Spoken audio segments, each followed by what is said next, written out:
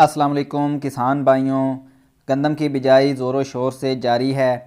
आज हम बात करेंगे कि क्या हम डीएपी के बग़ैर अच्छी औसत ले सकते हैं गंदम की, और क्या तरीके अपनाए जाएं जिससे हम कम खर्च में गंदम की अच्छी पैदावार ले सकें। जैसा कि महंगाई का दौर चल रहा है, तो कौन सी चीज़ें हैं जो इस्तेमाल करके हम अपनी ज़मीनों के मुताबिक कम खर्च में अच्छी औसत ले सकें।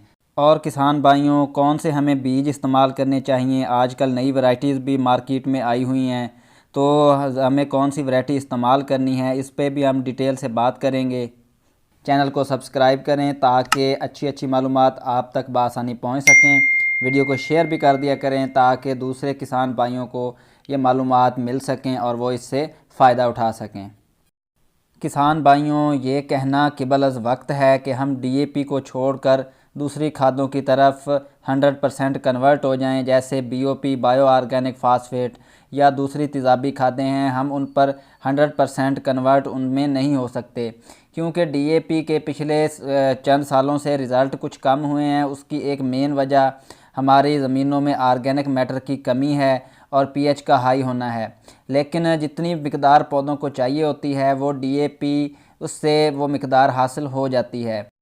किसान भाइयों, मार्केट में बीओपी की बड़ी हलचल मची हुई है, तो तमाम किसान भाई एक बार सोचने पे मजबूर हो गए हैं कि डीएपी इतनी महंगी हो चुकी है तो क्यों ना बीओपी का इस्तेमाल किया जाए।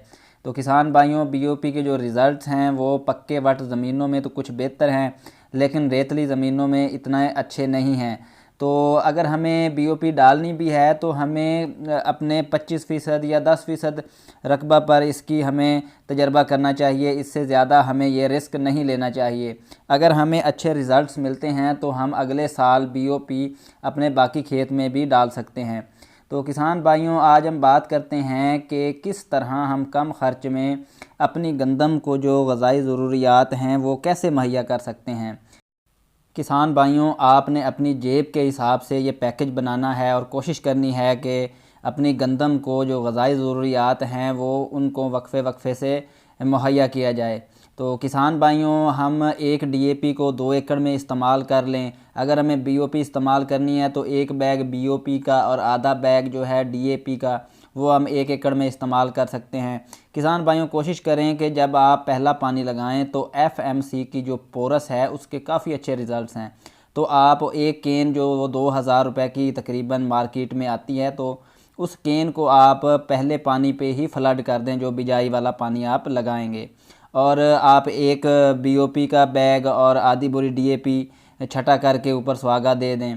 तो इस तरह अगर आप वत्तर पे काश कर रहे हैं तो आप तब भी छटा करके उस पर सुहागा दे सकते हैं। तो पहले पानी पे आप सल्फ़र जो है वो इस्तेमाल करें, वो भी क्यूमुलस एफएमसी का या सवात एग्रो का जो अच्छे सल्फ़र हैं तो आप उनमें से सल्फ़र भी इस्तेमाल कर सकते हैं।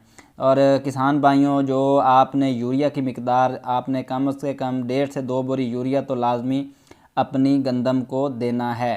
तो किसान भाइयों, इन तरीक़ों से आप कम ख़र्च में अपनी जो ज़मीन की एफ़िशिएंसी है उसको बढ़ा सकते हैं। और अगर आप मुस्तकिल आपकी अपनी ज़मीनें हैं, ठेके पे नहीं हैं, तो आप अपनी ज़मीनों पे वर्क करें।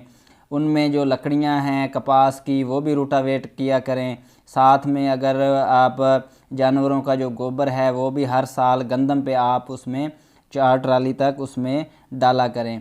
तो किसान भाइयों, इन तरीक़ों से केमिकल का अगर तरीका जो हम बात कर रहे हैं कि एफएमसी की पोरस है वो बहुत ही ज़बरदस्त एक प्रोडक्ट है। वो ज़मीन को नरम भी रखेगा और ज़मीन में मौजूद जो डीएपी यानी जो फास्फोरस हमारी पहले से मौजूद पड़ी है उसको भी एक्टिव करने में मदद देगा। जो ग़ज़ाई अज्जा पड़े हैं वो भी पौधों को मैसर करने में मदद देगा।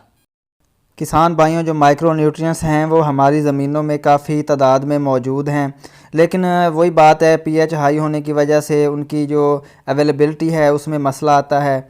तो किसान भाइयों, आपने उनके पीछे नहीं पड़ जाना कि हम वो माइक्रो न्यूट्रिएंट्स पहले वो ही पूरे कर लें। आपने बेसिक जो ज़मीन का माहौल है वो गंदम के मुताबिक आपने उसको गंदम को अरेंज करके देना है। अगर आप अपनी ज़मीनों का माहौल तेज़ाबी करते हैं, जैसे ह्यूमिक एसिड डाल के एफएमसी का पोरस जैसे मैं कह रहा था, तो या सल्फ़र है, तो इससे आप ज़मीन को नरम रखते हैं और वत्तर ज़्यादा देर कायम रखते हैं, तो आपके जो माइक्रो न्यूट्रिएंट्स की अवेलेबिलिटी है वो भी बढ़ जाएगी, वो आपको इजाफ़ी नहीं डालनी पड़ेगी।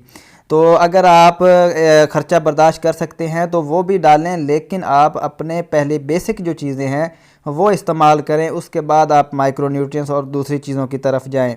ये नहीं कि आप पहले वो अरेंज कर रहे हो, वो डाल रहे हो, जिंक डाल रहे हो, तो जिंक जब पीएच ही 9 से ऊपर चली जाए तो जिंक कैसे लगेगी।